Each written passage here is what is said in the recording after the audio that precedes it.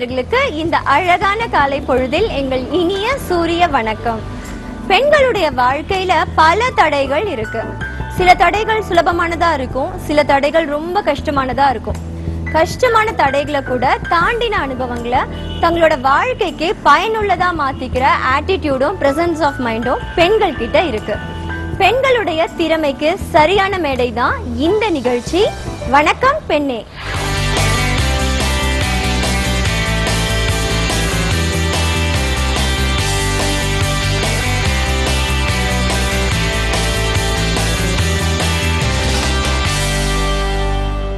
இன்னைக்கு சமையல் புதிது பகுதியில செஃப் ரஃபீக் கல் கோழி வறுவல் எப்படி செய்யறதுன்னு சொல்லி கொடுக்க போறாரு.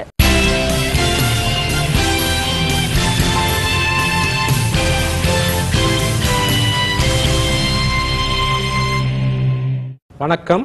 நாம இன்னைக்கு பண்ண போற டிஷ் கோழி கல் வறுவல். இது எப்படி செய்யறதுன்னு பார்க்கலாம்.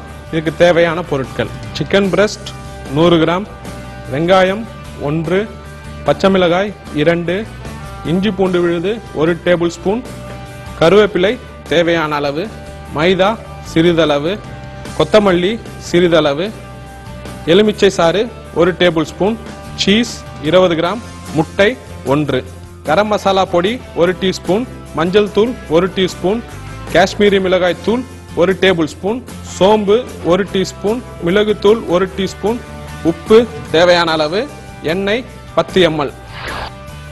முதல்ல நம்ம சிக்கனை எடுத்துட்டு இந்த மாதிரி ஸ்லிப் பண்ணிக்கணும் தனியா 1/2.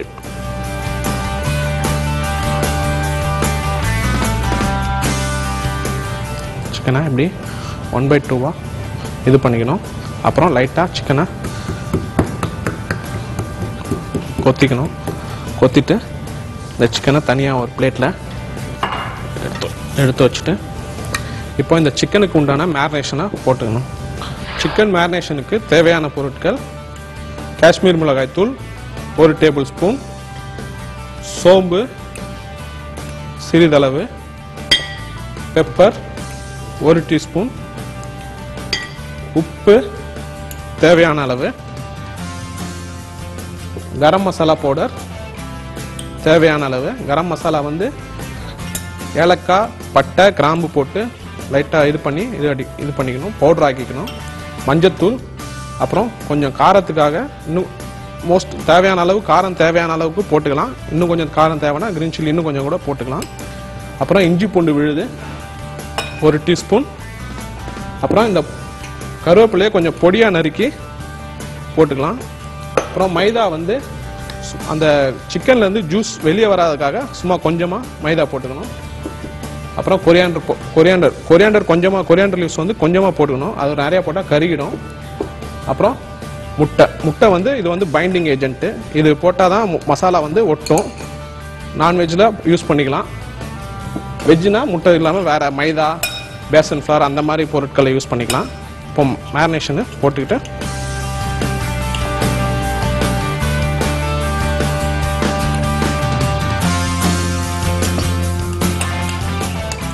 இப்போ இந்த பிரஸ்ட்டு ஸ்லிட் பண்ணி வச்சிருக்கிற பிரஸ்ட்டில் இந்த சீஸ் எடுத்து ஸ்டஃப் பண்ண போகிறோம். 1 சைடு ஸ்டஃப் பண்ணிட்டு ஒரு சைடு ஃப்ரீயாக போடாமல் வைக்கணும். கொஞ்சம் இந்த இதில் லெமன் ஜூஸை கொஞ்சம் இது பண்ணிக்கணும், தெளிச்சிக்கணும். அப்போ தான் அந்த சிக்கனோட ஸ்மெல்லு போகும். கொஞ்சம் இதுலேயும் கொஞ்சம் லெமன் ஜூஸ் ஊற்றிக்கலாம். 1 டீஸ்பூன் அளவு, 1 டேபிள் ஸ்பூன் அளவு. இப்போ இந்த மேரினேஷனை இதோட அப்ளை பண்ண போகிறோம் சிக்கனோட.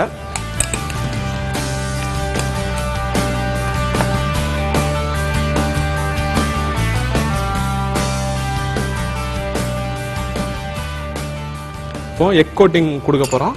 இந்த சைடில் வந்து லைட்டாக எக் கோட்டிங் கொடுத்துட்டா இந்த சீஸ் வந்து வெளில வராது. இப்போ இதை மூடியாச்சு. இதுக்கு வந்து மிச்சம் இருக்கிற மேரினேஷனை ஆன் டாப் மேலே வந்து மேரினேஷனை போட்டுக்கணும். 2 சைடும் போட்டு கொஞ்ச நேரம் மேரினேஷனை ஊற விடணும். இப்போ இந்த சிக்கனை சீக்கிரம் குக் பண்ணுறதுக்காக 1/4 பீசஸாக கட் பண்ண போகிறோம். கோழிக்கல் வறுவல்ன்றதுனால இந்த மாதிரி தோசை தவால குக் பண்ணுறதுனால ரொம்ப நல்லது.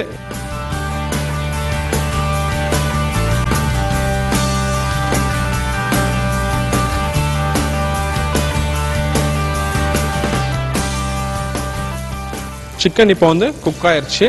ஏற்கனவே நான் கார்னிஷ் பண்ணி வச்சிருந்த பிளேட்டில் இதை அழகாக அரேஞ்ச் பண்ணிட்டு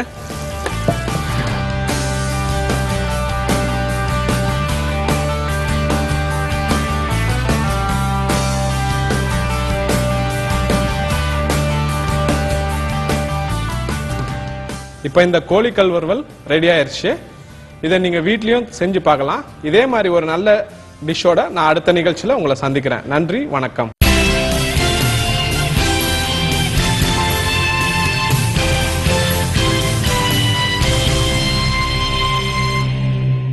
கல் கோழி வறுவல் எப்படி செய்யறதுன்னு பாத்தீங்க இல்லையா?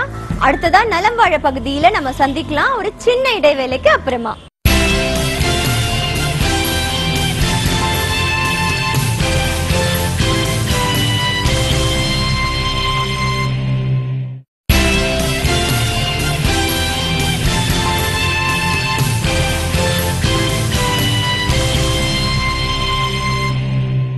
வணக்கம் பெண்ணே நிகழ்ச்சிக்கு மீண்டும் உங்களை வரவேற்கிறேன்.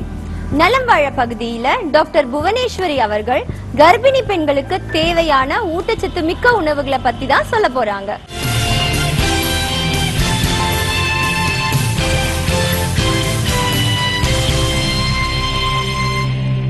இப்போ நம்ம எல்லாருக்குமே தெரியும், கர்ப்பிணி காலத்துல பெண் என்ன சாப்பிட்றாங்களோ அதிலிருந்து தான் அந்த குழந்தையோட வளர்ச்சின்னு.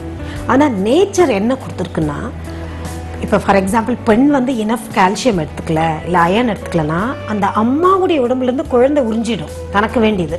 அப்போ என்ன ஆகும், அம்மா வீக் ஆகிடுவாங்க. அப்போ கண்டிப்பாக டாக்டருக்கு போயிடுவாங்க. ஏன்னா குழந்தை வீக் ஆகிட்டேன்னு சொல்ல முடியாது.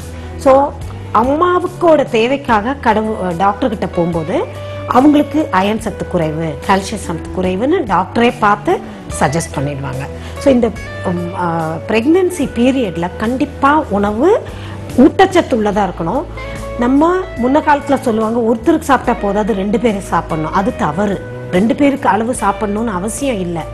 சாதாரணமாக ஒரு பெண்மணிக்கு 1800 கலோரி தேவைன்னா இந்த ப்ரெக்னென்சி டைமில் another 300 கலோரி எக்ஸ்ட்ரா வேண்டியிருக்கும்.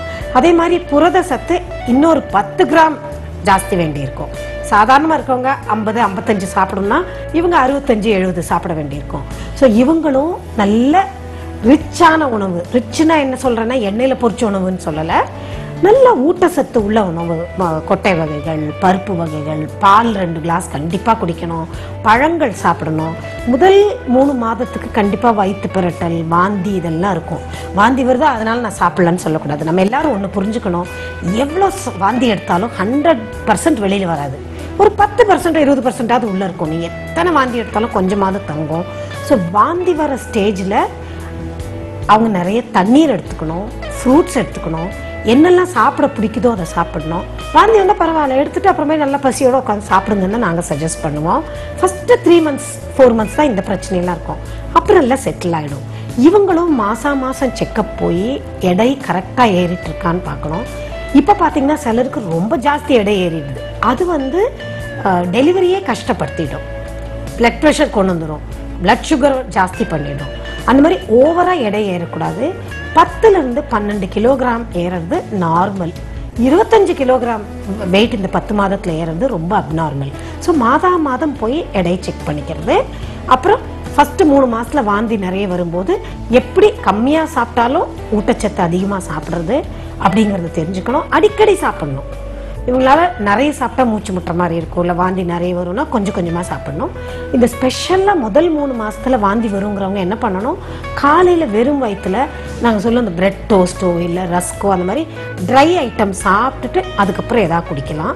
அப்புறம் கொஞ்சம் கேப் விட்டுட்டு கொஞ்சம் சாப்பிட்றது, திரும்பி கொஞ்சம் கேப் விட்டுட்டு கொஞ்சம் சாப்பிட்றது.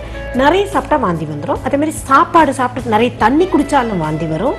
ஸோ நம்ம ஊட்டச்சத்து கண்டிப்பாக அவசியம் நம்மளுடைய வயிற்றில் இருக்கிற கரு வளர்வதற்கு. அதுக்காக ஓவராக கொடுத்து அம்மா ஓவராக வெயிட் ஜாஸ்தி பண்ணாலும் பிரச்சனை வந்துடும்.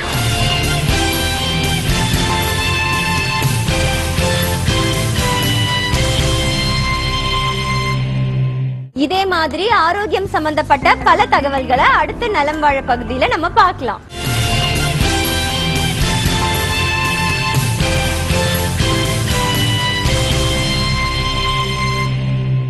நம்மோட தினசரி வாழ்க்கையில தண்ணி இல்லாம எதுவுமே இல்ல. ஆனா அந்த தண்ணி எங்க இருந்து வருதுன்ற விஷயத்திலயும் நம்ம முக்கியத்துவம் கொடுக்கறது இல்ல. 32 சதுர கிலோமீட்டர் பரப்பளவுல இயற்கை அழகோட அமைஞ்சிருக்க பூண்டி ஏரியா தான் செல்வமா பகுதியில நம்ம பார்க்க போறோம்.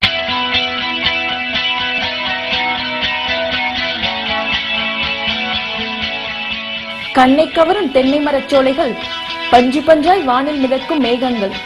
சென்னை நகர மக்களின் குடிநீர் தேவையை நிறைவேற்ற 1940 பூண்டியில் அணை கட்டப்பட்டது.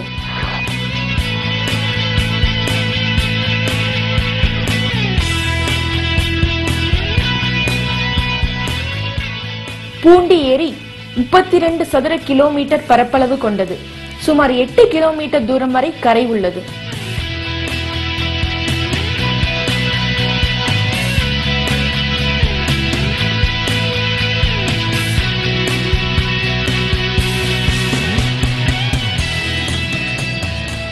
கரை மீது உள்ள சாலை வழியாக பொதுப்பணித்துறை அதிகாரிகள் அவ்வப்போது வாகனங்களில் ரோந்து வருவர். சுற்றுலா பயணிகளும் இந்த சாலையை பயன்படுத்தி வருகின்றனர்.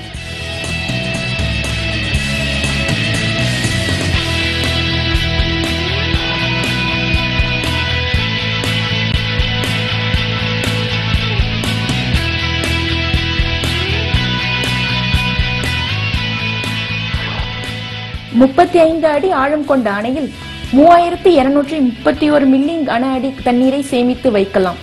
இங்கு கிருஷ்ணா நதி நீர் மற்றும் மழைநீரை சேமித்து வைக்கப்பட்டு தேவைப்படும் போது லிங்க் கால்வாய் மற்றும் பேபி கால்வாய்கள் மூலம் புழலேரிக்கு அனுப்பப்படுகிறது.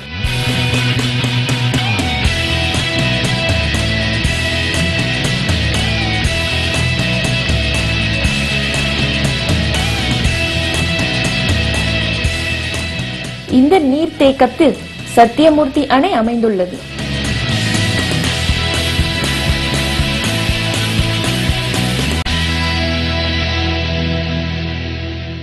இதே மாதிரி வேற ஒரு அழகான இடத்தை அடுத்த செல்வமா பகுதியில நம்ம பார்க்கலாம்.